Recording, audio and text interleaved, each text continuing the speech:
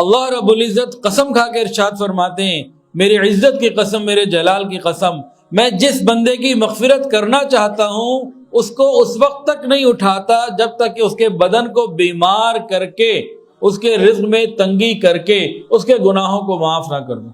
اللہ تعالیٰ جس کی مغفرت کرنا چاہتے ہیں اس کو موت سے پہلے بیماری آ جاتی ہے، کوئی تنگی آ جاتی ہے، سارے گناہ معاف، چلو بھائی سیدھا جنت۔ یحییٰ ابن سعید رضی اللہ تعالیٰ عنہ سے روایت ہے کہ نبی علیہ الصلوۃ والسلام کے زمانے میں ایک آدمی کا انتقال گھر پہ ہی ہو گیا۔ بہت سے لوگ جہاد میں جاتے تھے، شہید ہو جاتے تھے، اس کا گھر میں انتقال ہو گیا۔ کسی نے کہا واہ جی واہ، بڑے مزے میں، یہ تو کوئی نہ زخم لگا نہ کوئی تکلیف، گھر میں ایسے ہی چلا گیا دنیا سے تو بغیر کسی بات کے۔ تو نبی علیہ السلام نے فرمایا تیرا بھلا ہو، تجھے کیا معلوم، تمہیں کیا معلوم، اگر اللہ تعالیٰ اس کو بیمار کر دیتے تو اس کی بیماری کو اس کے گناہوں کا کفارہ بنا دیتے۔ جو موت سے پہلے بیماری آتی ہے نا، اگر ان کو صحیح رہنمائی مل جائے تو تقریباً لوگ توبہ طائب ہو کے جاتے ہیں۔ جو غرور، تکبر، کوئی خرابی، وہ سب سیدھے ہو جاتے ہیں، معافی مانگتے ہیں، پھر اللہ کے یہاں جاتے ہیں۔ ڈائریکٹ چلے جانا یہ بڑا خطرے میں رہتا ہے۔ ایک صحابیہ تھی ام علا رضی اللہ تعالی عنہ، نبی علیہ السلام ان کی عیادت کے لیے تشریف لے گئے، وہ بیمار تھیں۔ نبی علیہ السلام نے فرمایا ام العلا، تمہیں خوشخبری ہو، کیونکہ مسلمان کا مرد اس کے گناہوں کو بالکل ایسے صاف کر دیتا ہے جیسے آگ لوہے کی چاندی کی کھوٹ کو، آگ جل رہی ہے اس کے اندر لوہا ڈال دیں تو بالکل کھوٹ صاف ہو جاتا ہے اور لوہا صاف رہ جاتا ہے۔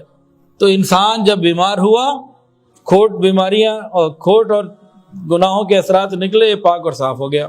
حضرت ابو ہریرہ رضی اللہ تعالیٰ عنہ سے روایت ہے، ابن ابی دنیا کی، حاکم کی ترغیب کی روایت ہے، نبی علیہ السلام نے ارشاد فرمایا جو شخص بیمار ہوا ایک رات اور صبر کیے رہا، اللہ تعالیٰ سے راضی رہا، ایک رات کے لیے اگر کوئی بیمار ہو جائے، صبر کرے اور اللہ کی رضا پہ، تقدیر کے فیصلے پہ راضی رہے، سارے گناہ معاف ہو جاتے۔ اسی طرح ایک اور روایت میں ہے طبرانی کی، جو 3 دن بیمار رہا، کتنے دن؟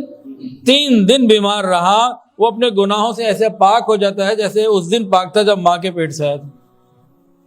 3 دن کی بیماری، گناہوں کی معافی۔ ایک حدیث میں اس بات کو اس طریقے سے سمجھایا گیا کہ جس طرح خزاں کے موسم میں درخت کے پتے جھڑتے ہیں، اسی طرح بیمار انسان کے گناہ جھڑ جاتے ہیں۔ حدیث قدسی اللہ تعالیٰ ارشاد فرماتے ہیں کہ جب میں اپنے کسی مومن بندے کو بیماری میں، کسی آزمائش میں مبتلا کرتا ہوں، اس کے بعد وہ میری تعریف کرتا ہے اور صبر کرتا ہے اس تکلیف کے اوپر، تو یہ اپنے بستر سے جب اٹھتا ہے تو گناہوں سے پاک، یعنی جب صحت ملتی ہے تو گناہوں سے بالکل پاک ہوتا ہے، ایسے جیسا اس دن جب پیدا ہوا تھا۔ اور اللہ تعالیٰ کرامن کاتبین سے فرماتے ہیں کہ میں نے اپنے بندے کو بیماری میں قید کر دیا۔ بیماری بھی ایک قید ہے نا، کہیں جانا آنا مشکل، چیزیں مشکل، میں نے اپنے بندے کو بیماری کی قید میں مبتلا کر دیا، آزمائش میں ڈال دیا، تم اس کا وہ اجر و ثواب لکھتے رہو جو صحت کے زمانے میں وہ کرتا تھا۔ ایک آدمی صحت کے زمانے میں نماز بھی زیادہ پڑھتا تھا، نفل، تہجد اور بھی بڑے نیکی کے کام کرتا تھا، بستر پہ پڑ گیا، 10-20 دن 25 دن پڑا رہا، تو جتنے دن یہ بستر پہ رہے گا وہ سارے اعمال بغیر کیے ملتے رہیں گے، گناہ الگ معاف ہو رہے ہیں۔ کرنا کیا ہے؟ بیماری پر اللہ تعالیٰ کی تعریف کرنی ہے، اللہ تیری ہی طرف سے ہے، اور صبر کرنا ہے۔ یہ 2 کام کریں تو یہ نعمتیں ہمارے ساتھ ہیں۔ ایک حدیث کے اندر آتا ہے کہ مومن بندہ اور مومن عورت، مومن ہو یا مومنہ ہو، اس کی جان میں، مال میں، اولاد میں اللہ تعالیٰ مختلف طریقوں کی آزمائشیں بھیجتے رہتے ہیں، حتیٰ کہ وہ جو اپنے پروردگار سے ملتا ہے موت کے وقت میں تو اس کے اوپر کوئی گناہ باقی نہیں ہوتا، صاف ستھرا اللہ تعالیٰ کے پاس پہنچتا ہے۔ حضور پاک صلی اللہ علیہ وآلہ وسلم نے ارشاد فرمایا بیماریوں کے باب میں کہ کیسی فضیلت اور اجر ملتے ہیں، فرمایا کہ اللہ تعالیٰ کی طرف سے کسی بندے کا کوئی مقام بڑا اونچا طے کر دیا جاتا ہے، یہ اسے ملنا ہے، اور اس کے عمل تھوڑے ہوتے ہیں، اللہ تعالیٰ کسی آزمائش میں یا بیماری میں ڈال دیتے ہیں، وہ صبر کر لیتا ہے، اللہ وہ مقام بغیر عمل کے عطا فرما۔